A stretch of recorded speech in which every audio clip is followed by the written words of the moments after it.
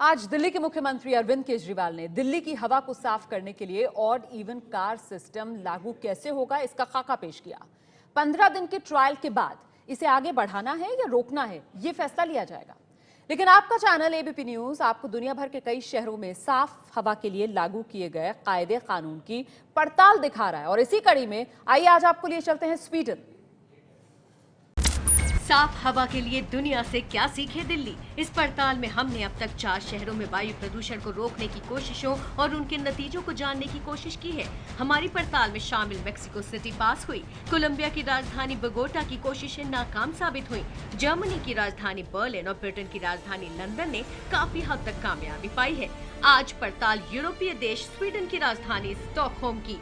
देखते हैं क्या स्टॉकहोम कामयाब है।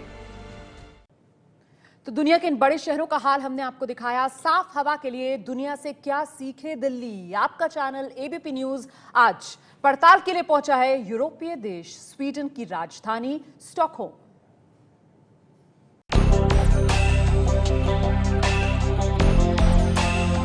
दिल्ली से करीब 5,500 किलोमीटर दूर यूरोपीय देश स्वीडन की राजधानी स्टॉकहोम, ऐसा शहर जहां न तो ट्रैफिक जैम लगता है और न ही कारों का धुआं यहां की हवा को जहरीला बनाता है।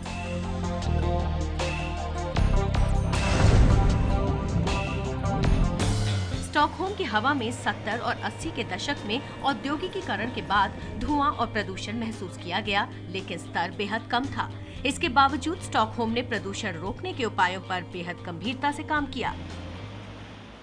यहाँ के स्थानीय लोगों की बात माने तो कभी भी प्रदूषण का स्तर इतना ज्यादा नहीं था कि सांस लेना दूभर हो रहा हो। प्रशासन फिर भी चेती समय रहते और सबसे पहला LEZ यानी लो एमिशन जोन, जहाँ पर ज़्यादा प्रदूषण वाली गाड़ियाँ एंटर नहीं कर सकती हैं, वो फॉर्मूला सबसे पहले स्टॉकहोम में 1996 में लागू हुआ। आज वो फॉर्मूला यहाँ पे सिर्फ और सिर्फ भारी वाहनों पर ही लागू है और इसलिए शहर के भीतर आप भारी वाहन नहीं देख सकते। स्टॉकहोम का ज्यादातर हिस्सा अब LEZ यानी लो एमिशन जोन में आता है, यानी इस इलाके में गाड़ियां ज्यादा धुआं नहीं फैला सकती। लेकिन यहाँ सिर्फ भारी वाहन जैसे ट्रक, निजी बसें और टैंकरों पर ही पाबंदी लगाई गई। कारों पर कोई पाबंदी नहीं लगाई गई, बल्कि LEZ में दाखिल होने वाली कारों से एक भारी कंजेशन टैक्स वसूलने का नियम बना दिया गया। No, you're allowed to drive any kind of car in Stockholm, but you need to pay in a congestion charging if you do it in peak hours during the weekdays.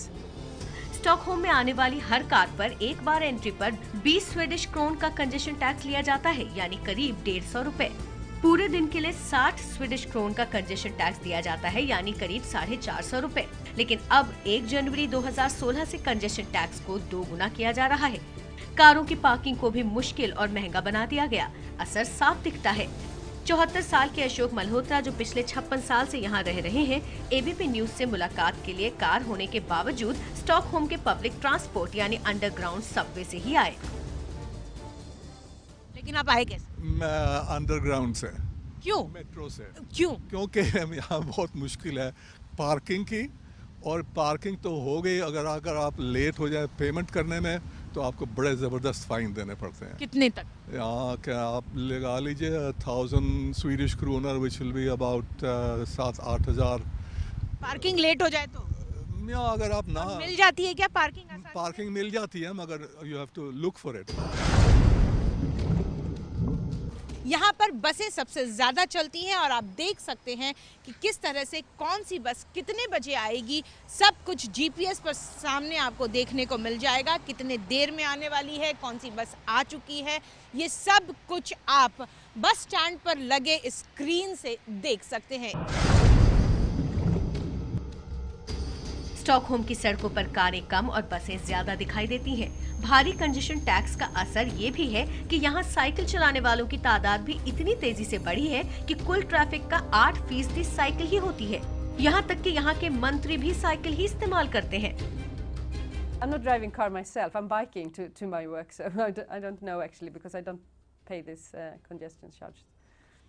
For bikes, it's free actually. Stockholm शहर ने एक और नायाब शुरुआत की है। इस वक्त आप जो देख रहे हैं ये है साइकिल रिंग रोड। जी हाँ, जिस तरह से दिल्ली में आप रिंग रोड देखते हैं कारों के चलने के लिए, उसी तरह का रिंग रोड यहाँ साइकिल के चलने के लिए बनाया गया है और यहाँ सिर्फ और सिर्फ साइकिल चल सकती है। एक आंकड़ा है, यहाँ पर तकरीबन 8% लोग पब्लिक ट्रांसपोर्ट छोड़ दें तो 8% लोग साइकिल का इस्तेमाल करते हैं कम्यूट करने के लिए, यातायात करने के लिए, अपने ऑफिस और बाकी काम निपटाने के लिए। स्टॉकहोम ने एक दूसरा मोर्चा भी खोल दिया है। यहाँ दिखने वाली टैक्सियों पर आपको NGT लिखा नजर आएगा और कुछ वाहनों पर CNG। इसका मतलब है कि यहाँ गाड़ियाँ कम प्रदूषण फैलाने वाले ईंधन जैसे CNG गैस और बायोफ्यूल पर चल रही हैं। स्टॉकहोम शहर की एक और खासियत है कि यहाँ पब्लिक ट्रांसपोर्ट सिस्टम जो है वो डीजल या पेट्रोल से नहीं बल्कि बायोफ्यूल से चलती है और उसको पैदा करने के लिए ज़्यादा से ज़्यादा सौर ऊर्जा या कचरे का इस्तेमाल किया जाता है। आप यहाँ के टैक्सीज में इस तरह के पत्ते का निशान अमूमन देखेंगे। इस पत्ते का मतलब ये होता है कि ये बायोफ्यूल से चलने वाली टैक्सी है, यानी जब ये टैक्सी सड़कों पर चलती है तो कम प्रदूषण फैलाती है। स्टॉकहोम ने सिर्फ पुराने शहर की हवा को साफ ही नहीं किया बल्कि नए शहर की हवा को हमेशा के लिए साफ सुथरा बनाए रखने के इंतजाम शुरू कर दिए हैं। नए इलाके के घरों की छत पर सोलर पैनल्स लगे हैं और पार्किंग में बैटरी वाली कारों को बढ़ावा देने के लिए मुफ्त chargers. Yes, we have a limit on every second apartment only can have a parking space within the area. So there are a lot of people that live here that don't have a car at all, and they have to take the bus or take a bicycle. देखिए यहाँ ये एक car है, ये car आप देख सकते हैं प्लग इन हाइब्रिड कार है और ये एक पार्किंग स्पेस है जहाँ पर आप गाड़ी जब खड़ी ऐसे घर के बाहर होगी पार्किंग स्पेस में तो आप इसे इलेक्ट्रिसिटी से चार्ज भी कर सकते हैं। यहाँ हर पार्किंग एरिया में इस तरह के चार्जर्स लगे हुए हैं ताकि ज़्यादा से ज़्यादा लोग उसी तरह का कार इस्तेमाल करें जिससे प्रदूषण कम होता है। स्वीडन की कोशिश है कि कारों को यहाँ की लाइफस्टाइल से हमेशा के लिए विदा कर दिया जाए ताकि वो साल 2030 तक दुनिया का पहला ग्रीन शहर बन जाए। Today we are building not new cities in Sweden, but we are building new areas of the cities, and those is planned without the connectivity to the car. It is connected by public transport, it is connected by bike lanes, it is connected by walking lanes. And this is the way city planners in the local governments are actually working already. Stockholm के वायु प्रदूषण के आंकड़े इस कोशिश की कामयाबी की कहानी सुना रहे हैं। कार के धुएं से निकलने वाली नाइट्रोजन डाइऑक्साइड की मात्रा औसतन 12 ppm रहती है, जबकि सामान्य स्तर 25 ppm है। हवा में तैरने वाले भारी कणों का प्रदूषण का मानक है 50 ppm, लेकिन स्टॉकहोम ने इसे 15 के औसत पर सीमित कर दिया है। यही हाल हवा में प्रदूषण के महीन कणों का है, जो सामान्य 25 ppm के मुकाबले 7 तक ही पहुंचता है। आज हमने यूरोपीय देश स्वीडन की राजधानी स्टॉकहोम की पड़ताल की। ये शहर भी हुआ है कामयाब।